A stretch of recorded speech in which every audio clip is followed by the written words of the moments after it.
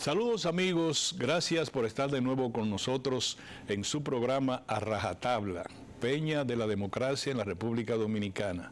Son ustedes muy amables en estar con nosotros a través de Teleradio América para todo el mundo, con todas sus disponibilidades tecnológicas, lo mismo que Super TV 55 en Santiago, también para todo el mundo con sus capacidades tecnológicas, así como el emprendimiento mediático Canalda TV. También nos estamos viendo a través de todas las disponibilidades de redes que tenemos, tanto las emisoras que le acabo de mencionar como este programa. Estamos para todo el mundo y agradecemos mucho que ustedes nos dispensen el honor de su atención, sobre todo en este programa del día de hoy, que yo voy a aconsejar que lo graben, que graben el programa del día de hoy, que lo dejen para que sus hijos, cuando lleguen pasen de la adolescencia y puedan comprender los temas que vamos a tratar, ustedes se los presentan, porque este país necesita de una recomposición moral, recomposición ética a todos los niveles. Y yo creo que vamos a tener hoy un invitado que tiene calidad, autoridad y conocimiento para hablar de lo que vamos a hablar. Le invito, por tanto, a que presten toda la atención a este programa. De momento quiero yo resaltar que en el día de hoy se comienzan las negociaciones por el salario mínimo. Algunos apuntes quiero señalarle a ustedes. El primero es que de los más de 2.2 millones de trabajadores formales que cotizan en la seguridad social, tiene su nombre, ahora lo extravío, la tesorería de la seguridad social. El 38%, más de casi 900.000 trabajadores, ganan por debajo del valor que tiene la canasta básica, el quintil número 1, el quintil que corresponde a los sectores de menor ingreso, que es de más de 25.000 pesos mensuales. El salario promedio mínimo ronda los 20.000 pesos. Ustedes no saben que el salario mínimo del sector público es de 10.000 pesos mensuales. No saben que el salario mínimo del sector de las empresas de zonas francas es de 11.900 pesos. No saben que el salario mínimo de los vigilantes, esos que tienen las escopetas, es de 17.000 pesos mensuales. De manera que en todos los casos está muy por debajo del quintil número 1 que le hablo, que es la canasta básica para vivir. Esa canasta no incluye los 2 años de inflación acumulada que hemos tenido. El año interanual, el último año, la inflación acumulada es de 7.48% según el Banco Central. Quiere decir que en términos esencialmente absolutos, el dinero proveniente de ese salario mínimo se ha reducido en 7.48, pero la acumulada desde el comienzo de la pandemia debe ser al doble. Entonces yo quisiera decirle a los empresarios dominicanos que ya dejen el San Benito de decir que el salario representa un costo mayor en el costo de producción. El salario en términos del costo de producción debe ser, según el sector, entre un 10 a un 20%, número 1. Dejen de decir eso de que no pueden aumentar porque la empresa puede quebrarse, etcétera. También dejen de decir que aumentar el salario significa despidos. No se conoce en ninguna parte del mundo donde el capital no esté vinculado a la mano de obra o a la habilidad profesional.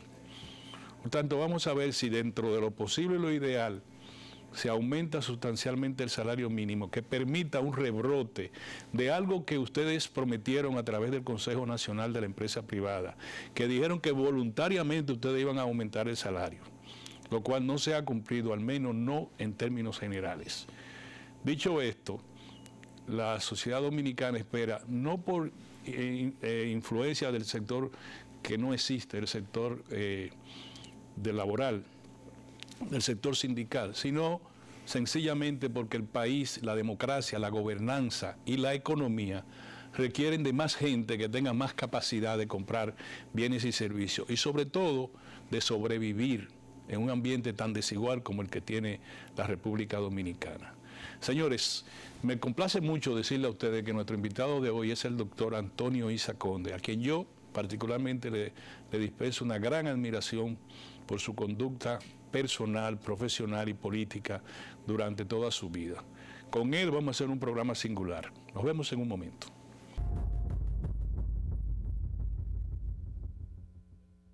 Muy bien, como le había dicho, vamos a tener una interesante conversación con el doctor Antonio Isa Conde. Ciudadano de la República le voy a poner, porque si le digo empresario no puede ser más que militante revolucionario de tantos años. Entonces, si le digo funcionario público, no puedo dejar de decirle empresario. Cada cosa tiene, usted ha sido relevante en todo, por lo tanto... He jugado en muchos play. Sí, entonces vamos a decir que batea a las dos manos y que tuvo mucha velocidad y que ahora es manager de la vida nacional. Yo quiero comenzar diciendo a usted lo siguiente. Un amigo mío me acaba de escribir en las redes y me dice de algo, y yo estoy cansado de denuncias y eso, yo creo que este país no tiene solución. Yo le contesté, a nosotros nos enseñaron a luchar hasta el día después de la víspera. Y él entendió. Te contestaste bien. Yo soy de lo que pienso, que hay batalla, que hay que dar aunque se pierda. Sí, hasta el día después de la víspera. Entonces yo, con todo lo que usted ha acumulado, todo lo que se sabe, usted fue líder del movimiento estudiantil en los tiempos cuando era movimiento estudiantil, de verdad, con todos los riesgos que eso suponía. En el 61. 61, con Asdrúbal Domínguez. Tengo yo ¿cómo le llaman? Que no es un cuadro, sino una serigrafía, pero firmada por él. En mi casa, con mucho orgullo la conservo. Entonces yo quiero decirle a usted en este momento, si usted y yo, que yo tengo una relativa experiencia en el ámbito que le voy a decir, parece que a veces uno dice que ese amigo que yo le dije tiene razón. La República Dominicana de hoy, no se sabe hacia dónde marcha el liderazgo político, no se sabe hacia dónde marcha el liderazgo empresarial, no se sabe hacia dónde marcha el liderazgo sindical, el liderazgo político. Tenemos que retirarnos ya, de guindar los guantes. No. Uno no debe, en el caso mío particular, yo voy a cumplir 83 años y te juro que nunca me cansaré de luchar por construir mis utopías. Las sociedades, y esto es un proceso histórico, tienen alzas y bajas. Nosotros estamos ahora mismo en los aspectos sociales y políticos en baja. Pero las sociedades no se suicidan. Y viene un momento que hay una transformación, que vendrá una transformación. Una etapa tan triste y cruel como la de Trujillo, uno creía que eso no tenía fin. Y tuvo fin. Y yo creo que aquí, poco a poco, se irán formando, sobre todo jóvenes, no solamente de edad, sino de pensamiento, que tendrán que enfrentar necesariamente lo que es el futuro. Porque realmente aquí se están produciendo fenómenos en todas las áreas, sociales, políticas y económicas. Incluso a nivel económico, que estamos muy bien, pero no nos estamos dando cuenta que ese crecimiento es un crecimiento desigual. No nos estamos dando cuenta que el 10% de los sectores más acomodados, para ponerle un nombre que me puedan entender lo que me están oyendo, manejan el 55% de los ingresos, mientras que el 10% más pobre, el 1%. Entonces, esa desigualdad, tarde o temprano, va a crear problemas sociales profundos. Pero estamos ahora tranquilos, porque verdaderamente, si tú te pones a analizar este país y lo comparas con otros países de América Latina, tú dirás, pero vivimos en un paraíso, en todos los sentidos de la palabra. Incluso en las cosas que más criticamos los políticos. Tú quieres una clase política más atrasada que la nuestra, con excepciones. Sí. Tú, un Congreso que da pena, con excepciones. Pero esa gente son torpes, pero ahí no están conspirando para dar un golpe de Estado. Para instituir como en otros países, sí. con muchos que tienen congresistas académicos y con mucho historial, y lo que están haciendo es conspirando contra la democracia. Y si tú te pones a ver, incluso en los temas de la delincuencia, que aquí es un problema serio, pero es más serio sobre todo porque el historial de nosotros es diferente históricamente. Pero hay países que sencillamente... Gobernable. El poder que la delincuencia tiene es terrible. Doctor, el futuro de la democracia dominicana, yo quisiera precisamente compararlo con América Latina. Chile fue la economía que nos enseñaron a nosotros, incluyendo ustedes los empresarios, durante muchos años como el paradigma de América Latina. Terminó el pueblo entendiendo que el agua estaba privatizada, el agua. Estaba privatizado la seguridad social, estaba privatizado todo. Resulta que hubo 2 años de marcha, de lucha. Chile está en manos de muchachos de la universidad, para decirlo de alguna manera, pero toda América Latina ha tenido una convulsión, a pesar de que ha tenido momentos como la democracia, como la economía dominicana actual y como la democracia actual. Ecuador, Perú, que fue una sociedad muy progresista, muy amplia. Colombia ha tenido todos sus momentos, pero ahora, ¿tú sabes lo que está pasando ahora? La convulsión democrática y de la economía en América Latina es de tal manera que la inmigración se está tornando insufrible. Cientos, mil de cubanos, la revolución nuestra, la que creíamos que era el sueño nuestro, los haitianos, los dominicanos, invirtiendo $16,000 en tratar de irse al sueño americano, Perú, Ecuador, Colombia, Venezuela, para señalarle solamente a de Europa. Entonces, estamos hablando ahora del traspatio de nuestro. ¿Qué es lo que pasa? ¿Hacia dónde va el futuro de la democracia? Bueno, realmente los fenómenos sociales que están ocurriendo, yo creo que son la antesala de un cambio, de una transformación. Porque incluso en los países que han dado el salto positivo hacia gobiernos más democráticos, pues, por ejemplo, tenemos el caso reciente de Brasil. Sí. Pero son sociedades que están divididas, porque tú no te explicas que todavía hayan trogloditas fascistoides que tengan el grado de apoyo que tienen en el continente, incluso en los Estados Unidos. Así fue en Colombia con Uribe. ¿Qué es lo que está pasando? Y yo creo que la sociedad está en medio de, la sociedad universal, está en medio de un parto social. Yo creo que aquí van a ocurrir transformaciones profundas, que no se van a dar de una vez, pero la cosa ha llegado a un nivel de deterioro que no va a llegar al fondo. Incluso cuando hablamos de crecimiento económico, crecimiento no significa desarrollo. Claro. Desarrollo es algo más, porque implica el ser humano, su presente, es su horizontal, futuro, su hábitat. Entonces, estamos creciendo, pero no nos estamos desarrollando. Por ejemplo, el tema de la educación en nuestro país.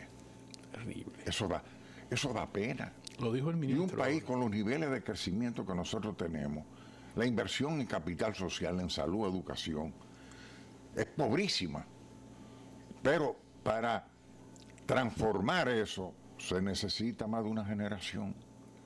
No es verdad que de la noche a la mañana nosotros vamos a transformar el sector educativo. Pero mientras tanto el sector empresarial se niega a incrementar la presión tributaria o la presión fiscal para poder financiar ese anhelo de desarrollo. El problema es que aquí cuando se habla de reforma fiscal, lo que se habla es de reforma tributaria.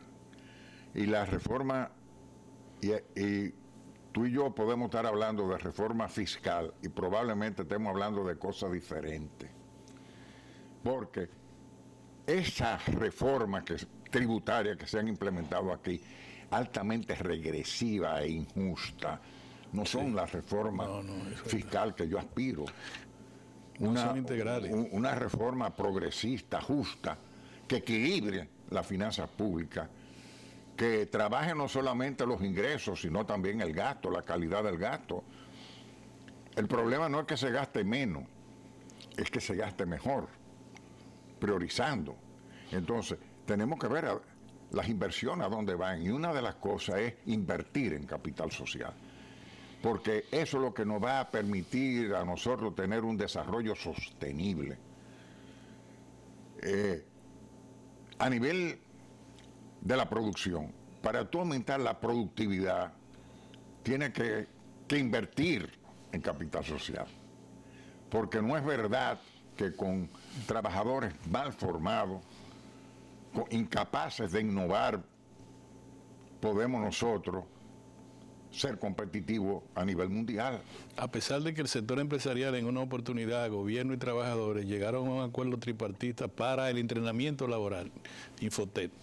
Sí, y ha tenido éxito Infotec, pero eso no basta, porque es un problema que tú tienes que trabajar desde el principio, porque tú puedes trabajar técnicamente y dar destreza técnica, pero un país pequeño como nosotros no vamos a competir a nivel de producción de masa, sino de innovación. Y para tú tener una clase incluso empresarial y una clase de trabajadores, tienen que tener la capacidad de innovar. Y la innovación implica un cambio profundo en el sistema educativo del país. Tú tienes, hoy mismo puse yo un Twitter contestando con el tema de la productividad. Para aumentar la productividad, tú tienes que descansar fundamentalmente en los recursos humanos y cuidar los recursos humanos tanto como tú, o más, que tú cuidas tu maquinaria y tus edificaciones, tus equipos. Óyeme, nosotros tenemos que dar el salto en ese sentido. Pero por más formación técnica que tú tienes, esa formación, si no tiene una base mínima en que pueda desarrollarse con más amplitud de mira, probablemente no vamos a lograr los estándares de competitividad que nosotros necesitamos. Ahora porque mismo, es con productos innovadores, sí, a donde la diferenciación del producto sea más importante hasta que el precio. Ahora mismo yo le voy a poner dos escenarios para que usted me lo comente. El primero es que a partir de las discusiones que se han dado en años atrás, cada 2 años, de la discusión por el salario mínimo, se da la impresión de que lo único que se procura es enseñar al burro a no comer. Cuando el burro aprende a no comer, se muere de hambre. Porque de otra manera, mantener los salarios mínimos al nivel que está es enseñarlo a no comer, ese es uno. Pero por otro lado, el Estado, hoy hay un proyecto de ley, un proyecto de préstamo por $60 millones para fortalecer la transparencia. En el mismo momento que el ministro de Educación y la ADP están peleando porque las escuelas están llenas de ratones. Dígame, ¿cómo es que estamos? Mira, tú has tratado en 2 temas. No, dele para adelante. Yo de hecho lo estoy provocando. El primero es el problema del salario. Aquí regularmente de lo que estamos hablando es salario nominal. Y cuando se habla de aumentos salariales, el salario sube por la escalera mientras la inflación sube por el ascensor. Sí. A mí no me gusta hablar de salario nominal, sino de salario real. ¿Qué es salario nominal y qué es salario real? El salario nominal es el que tú recibes en tu cheque a fin de mes, y el salario real es la cantidad de bienes y servicios que tú puedes comprar con ese salario. Correcto. Entonces, lo que da estabilidad en el salario y lo que evita que el salario nominal se lo coma la inflación es el salario real. Por ejemplo, si un trabajador tiene que pagar, como es aquí, el 19% de sus ingresos en transporte, si no se puede. Estamos ahí. Ahora, si tú mejoras el transporte, tú estás aumentando el salario real. Mira, el desayuno y el almuerzo escolar aumentan el salario real de los trabajadores. Sí.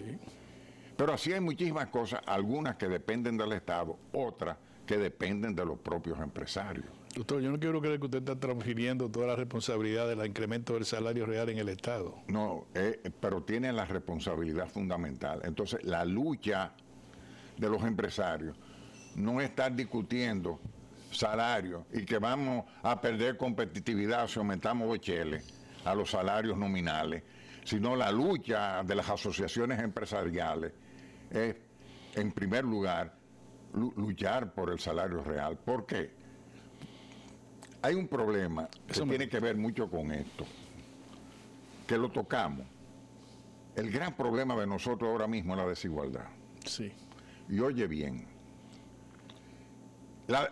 combatir la brecha de la desigualdad, mientras tú la mal estrechas, es un negocio. No solamente una cosa de altruismo, sino un negocio. Óyeme, por cada punto que tú cierras la brecha, tú aumentas 5.6 en ingresos. O sea que es un negocio, luchar por la equidad es un buen negocio. No es solamente algo altruista. Entonces, el día pasado que yo di una charla en Herrera, le dije, la bandera que ustedes tienen que levantar ahora es combatir para disminuir la brecha de la desigualdad. Repito, no por razones altruistas, porque es injusto, además, de que un porcentaje pequeño de la población se lleve la mayor parte de los ingresos del país. Eso es injusto. Pero además de eso, no nos damos cuenta que si cerramos esa brecha, eso se convierte en un negocio porque el mercado aumenta.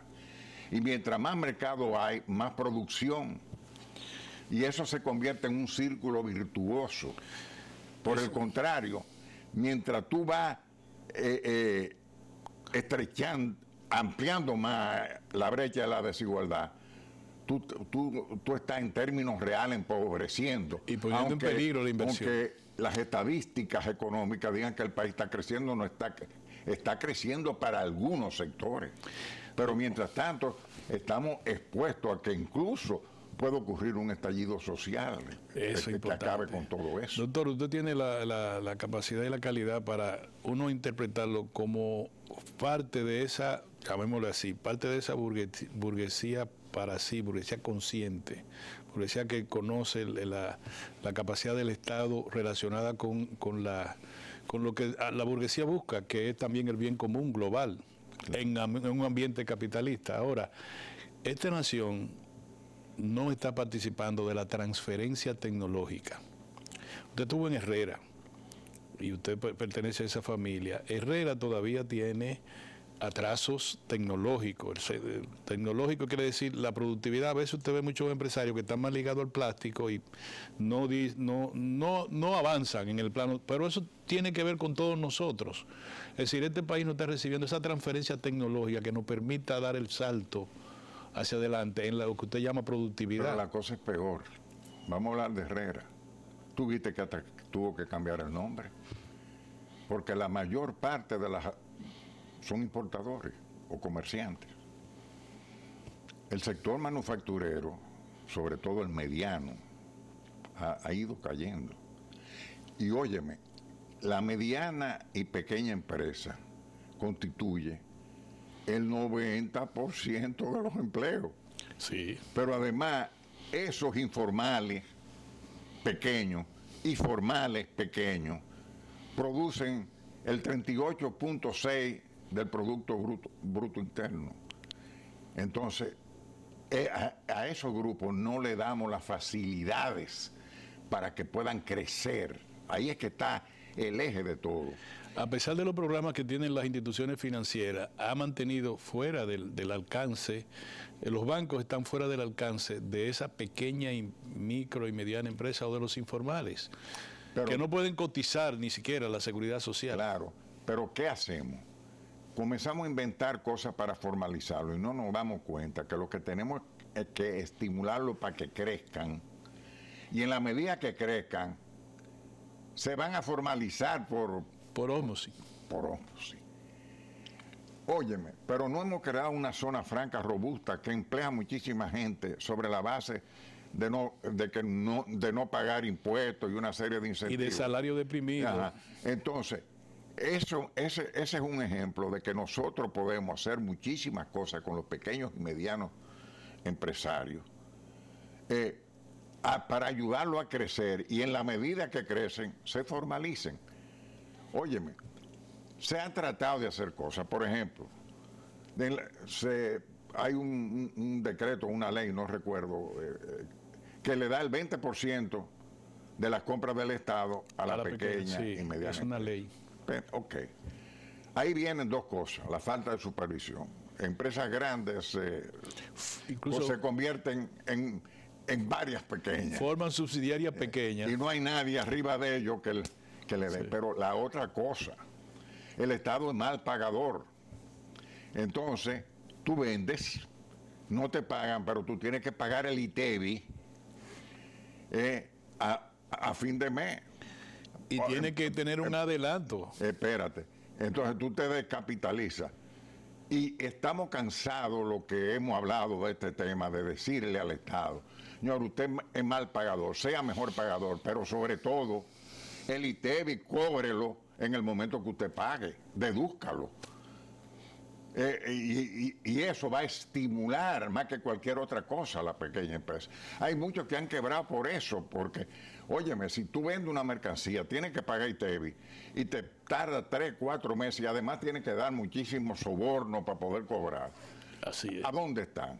Entonces, tenemos que ocuparnos de que el Estado pague bien lo que compra, pero además de que sus impuestos, como el ITEVI, lo cobre en el momento de que paga.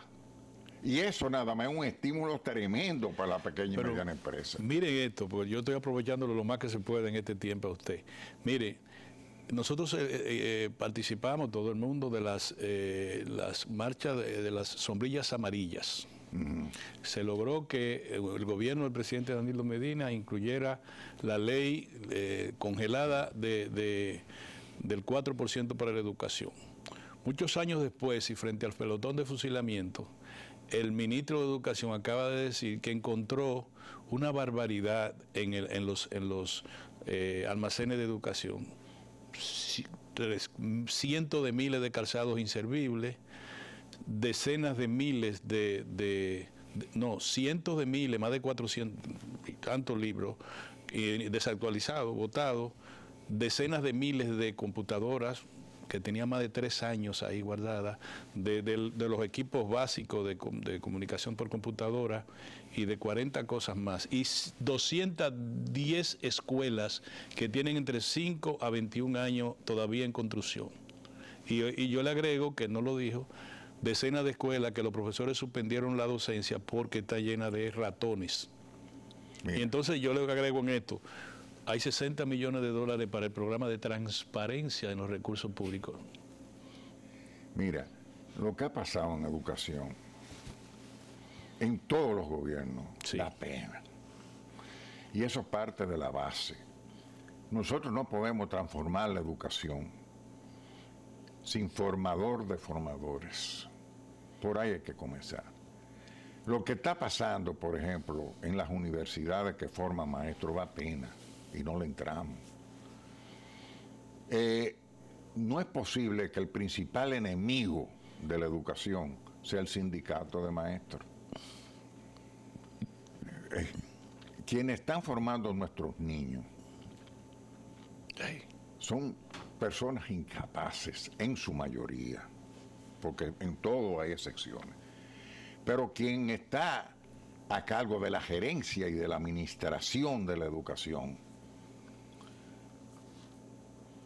son miembros de un sistema político clientelar y rentista, que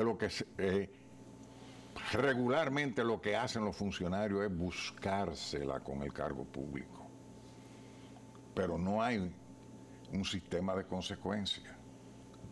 ¿Cuándo tú has visto a un funcionario de eso preso? No solamente por robo, por descuido. Inobservancia. Y el descuido es corrupción. Sí, sí. Porque a ti te pagan por prestarle un servicio a la sociedad. Tú eres un servidor público. Y lo que han hecho ese desastre merecen ser castigados por la sociedad, pero ni se menciona. Porque ¿quiénes fueron los responsables de que eso ocurriera? Vamos a pedirle cuenta. No se le pide cuenta. Entonces, hay que ponerle un alto a eso.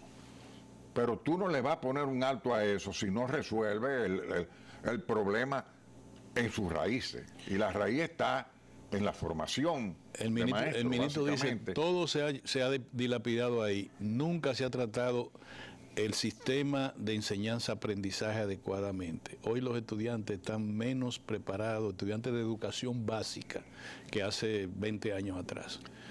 Porque el dinero se ha dilapidado en una forma indignante para todos. Estamos hablando de la educación primaria y básica. Sí, la base de la sociedad. Universitaria. Ahí están saliendo analfabetos funcionales como profesionales. Ay, Dios mío. Señores, yo creo que el esfuerzo mayor ahora mismo que tiene que hacer cualquier gobierno, vuelvo y insisto, ya te lo he mencionado varias veces, es la inversión en el capital social, en salud y en educación. Pero se ha invertido en educación y mire lo que ha pasado. Pero ¿qué es lo que está fallando en la sociedad? Vuelvo y digo, es la calidad, no es la cantidad, es la calidad de la educación, en qué tú priorizas. ¿En qué es lo que tú tienes que priorizar ahora mismo? En la formación de formadores. Ahora mismo esto es la prioridad. Se niega la ADP. Adiós. Pero si tú le hablas a la ADP de traer 10 especialistas que formen maestros, eso es transferencia y si tú le hablas a una universidad de que vas a hacer eso, no quiere. ¿Por qué? Entonces, pero hay un sistema clientelar que los funcionarios e incluso los altos dirigentes y hasta los presidentes lo que quieren ser monedita de oro que le guste a todo. Sí. Entonces, no son lo que diferencia un político de un estadista es que un estadista hace las cosas que tiene que hacer. No importa el capital político que tenga que invertir, porque no es un gasto, es una inversión. Claro. Que cuesta. Tú lo sacas de tu banco, pero en tu banco se está despreciando. Y tú tienes que asumir responsabilidades, no importa el costo, sin pensar en el costo. Y en educación hay que hacerlo. Lo mismo que en el tránsito. Aquí, señores, estamos en manos de... Bueno, en el tránsito no son sindicatos, son empresas. Y en educación, el sindicato... El sindicato de maestros debiera ser el alma de la educación, que luchen por mejorar la educación. Yo no quiero recordarle, porque usted lo sabe, esta mala noticia. El jefe de todas las guaguas, del 90% de las guaguas, es senador de la República. El jefe de todos los camioneros es senador de la República. No más palabras, magistrado. Después que yo le dije eso, ¿qué hacer? Bueno, es que tenemos un sistema político clientelar y rentista. ¿Cómo usted va a arreglar el sistema de transporte si tiene dos? Bueno, entonces... Ahí viene a dónde que está la raíz. Tenemos que transformar el sistema político. Yo quisiera que este programa no terminara en una oda al pesimismo, pero todavía no hemos conseguido. Es por dónde tenemos que ir, para dónde es que tenemos que dirigir los fuegos. Ahora, eso se va a ocurrir de la noche a la mañana y va a ocurrir sin pérdidas. No. Tenemos que asumir riesgos, tenemos que asumir responsabilidades si queremos transformar este país. Bueno, ahora, como este programa es muy especial, yo también quiero ponerlo a usted en algunas situaciones difíciles. La inmigración en la República Dominicana. Si somos progresistas, vamos a decir, tratar bien a los inmigrantes, vamos a dejar esa actitud racista, xenófoba, etcétera. Eso suena bonito. Pero la inmigración haitiana en la República Dominicana, usted lo sabe, debemos decirlo a nuestro dolor. Es una inmigración absolutamente poco rentable desde el punto de vista del capital, que no sea usarlo como lo están usando, semiesclavista en el campo y en la construcción, y ahora en el turismo también. Pero ¿qué hacer? Yo escribí sobre eso, y escribí incluso de experiencia propia, porque yo fui director del CEA. Sí. No sé por dónde comienzo. Dele para adelante. Los flujos migratorios es una ley de la naturaleza, digámoslo así. Sí. Hasta las aves se migran. Sí. Exactamente. Cuando yo, hace muchísimos años, estudiaba en Italia, había una inmigración interna grandísima del sur al norte. La gente del sur iba para Milán, Turín, que creaban problemas. Pero así tuve Europa que que está ahogada con el problema migratorio. Especialmente es alrededor del algo Mediterráneo. natural. Si nosotros estuviéramos pegados al continente, los haitianos no vinieran para acá. Tú puedes estar seguro. Pero eso no es posible. Ahora, ¿cuál es el deber y la responsabilidad del Estado? Controlar la inmigración. Ahora, tú no vas a controlar eso si tú no atacas la corrupción, la mafia de los traficantes, militares, etcétera, de la frontera. Civiles pero y el otro militares. tema, si tú no regulas el mercado de trabajo, sería imposible tú controlar la inmigración si no regula el mercado de trabajo. Porque incluso con las deportaciones, lo que tú sacas por la puerta se meten por la ventana. Sí. Ahora, si tú regulas el mercado de trabajo, tú puedes hacerlo. Entonces, tú tienes que saber por ejemplo, tenemos que reconocer que por muchísimos motivos que no vale la pena hablar, nosotros necesitamos de mano de obra inmigrante. Pero debemos saber cuánto. Y tenemos que aplicar las leyes de a trabajo igual, salario igual. Entonces ahí viene una experiencia mía, que no sé si tendremos tiempo para contar. Dele para adelante, dele para adelante.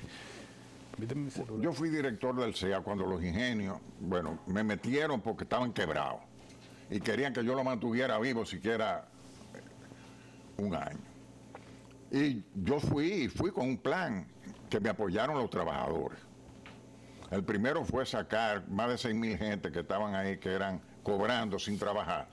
Y yo le dije a los que trabajaban, ustedes quieren trabajar porque si no van a perder el trabajo. Entonces tienen que saber que esa gente son garrapatas que están viviendo de ustedes. Bueno, y echamos para adelante. Cuando va a comenzar la zafra, vienen todos los administradores y se reúnen conmigo y me dicen que necesitan 9,000 haitianos para hacer la zafra. Yo grité como un chivo. Conmigo, que era mi mano derecha, estaba Marino Zapete, que tú lo conoces. Sí, claro, hermano mío. Y yo le digo, no, eso no es así y no puede ser así. ¿Qué fue lo que primero hice? Vamos a tratar de conseguir la mayor cantidad de mano de obra de gente de aquí, dominicanos e incluso haitianos que están viviendo aquí. Sí. Y puse un anuncio por radio y hasta por periódico, pero por radio sobre todo, en creol y en español, aumentándole el sueldo a los cortadores de caña. Eso me trajo un lío con los colonos y con otros propietarios de ingenios del diablo, porque aumenté los salarios, lo primero. Pero segundo, puse un sistema, porque lo engañaban con el peso, Sí. que lo puse las propias asociaciones dominico-haitianas a trabajar en los pesos para vigilar que no lo engañaran. Pero además me combiné con Taina Gotoró, que era la directora de migración, y le dije, vamos, aquí no puede entrar nadie a trabajar si no está regularizado. Se montaron unas oficinas en la frontera. El que quería trabajar en el CEA venía y tenía que registrarse, tener un sistema de documentación, tenía que firmar un contrato a donde estaban sus derechos y sus deberes, con un traductor al creol, que lo leía porque muchos no sabían leer. Pero teníamos también ahí un sitio acogedor para los que llegaban y guaguas con aire acondicionado. Para no cansarte el cuento. ¿Cuánto trajeron? 4,500. Nada más hubo que importar 4,500. Y se le dijo además que el que terminara la zafra, se fuera para su país, tenía trabajo asegurado al próximo año. Entonces, de eso se quedaron una parte, pero no todas las que se hubieran quedado. Sí.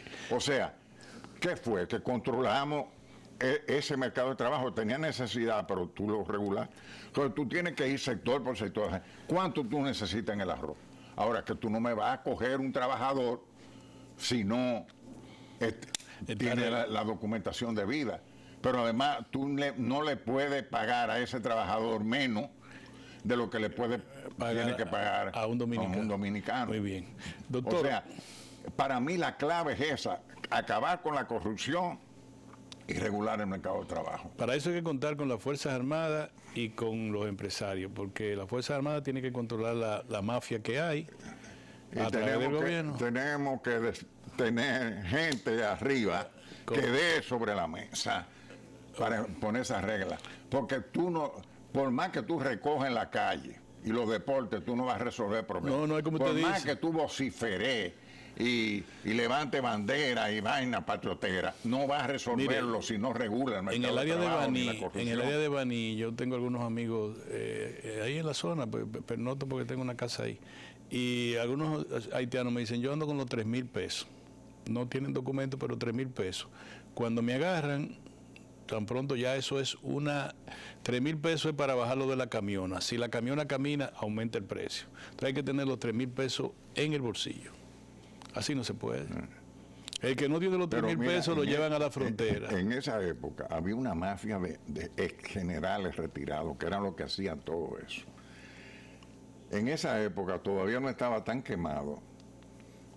El director de seguridad de nosotros era Candelier. Y a ese fue que yo le tiré a esa mafia. Usted tiró pocas cosas. Mire, ya en esto hicimos el programa directo para que aprovechar toda su participación. Eso me honra a mí. Yo sé que lo he molestado mucho un tiempo así de corrido. Sin embargo, y doy las gracias a Super TV 55 en Santiago, que nos da el honor de llevarnos a todo el Cibao y a todas partes. Y también a Canal La TV, que junto con Teleradio América estamos en todas partes. Muchas gracias a las personas que nos están viendo también a través de las redes sociales. Ahora yo quiero que usted le dé 3 consejos al presidente de la República, y usted tiene calidad para hacerlo. El primer consejo es con respecto a la lucha contra la corrupción. Yo la veo difusa. La veo que todavía la ciudadanía no tiene la mayor confianza. No quiero decir que doña Miriam y sus equipos no está haciendo un buen trabajo. Quiero decir que todavía no hay esa confianza ciudadana respecto a la corrupción. Hoy leí un artículo, el AM de Diario Libre. Sí. Es un retrato.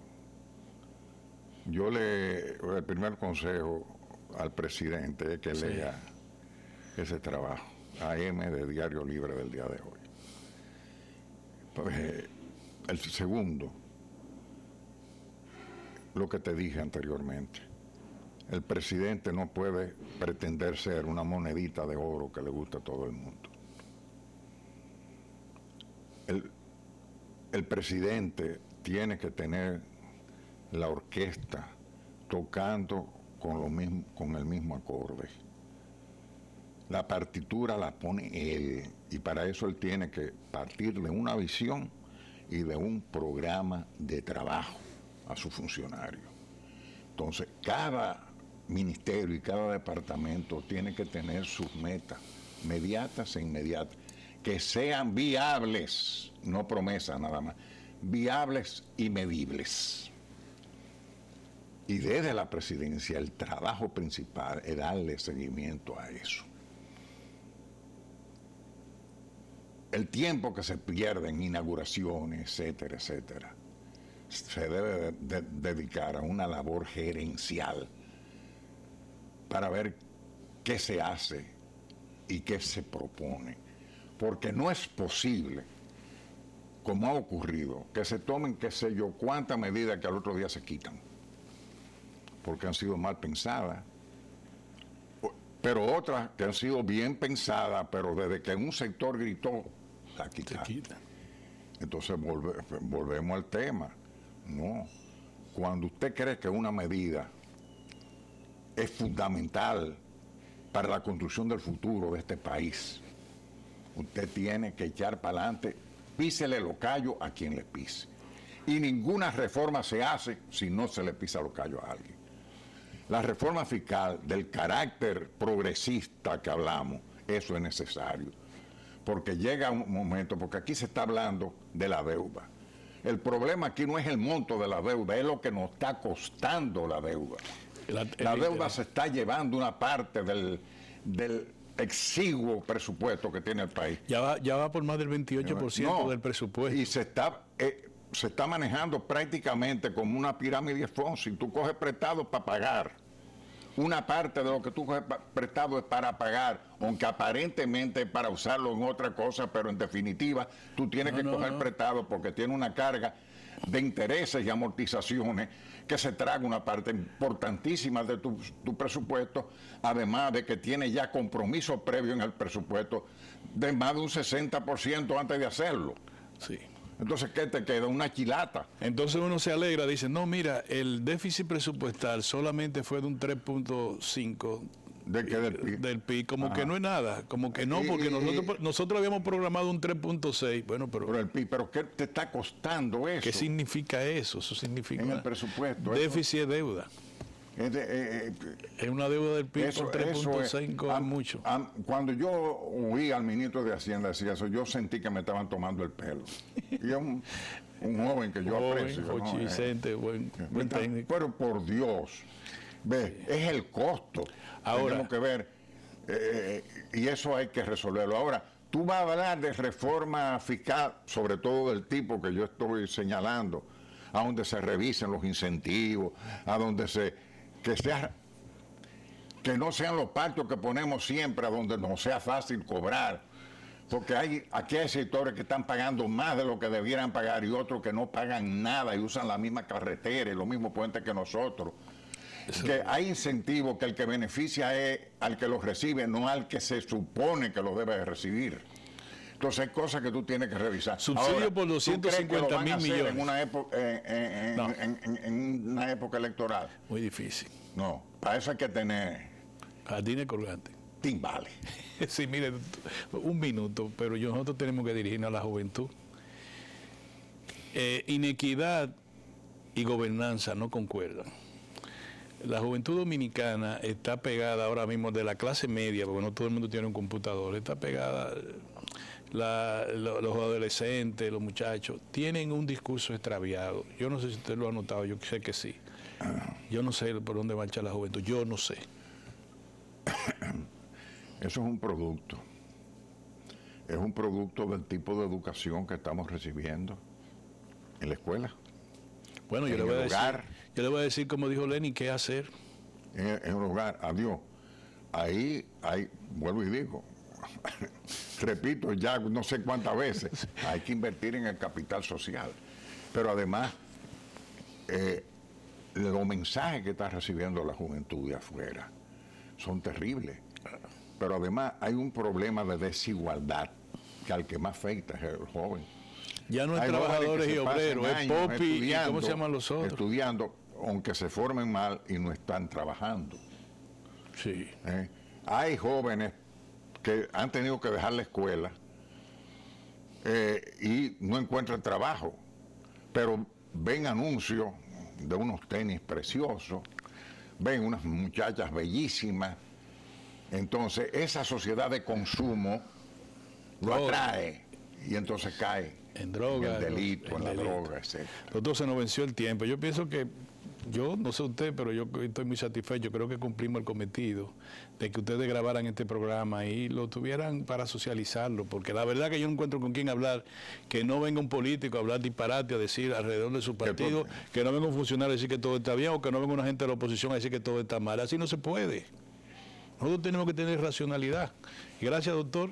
Gracias a ti. Doctor Antonio Isa Conde, un gran amigo, muy admirado por esta persona que habla con ustedes. Y yo creo que hemos hecho un buen trabajo. Hasta la próxima semana, señores, en otro programa A Rajatabla. Hasta entonces.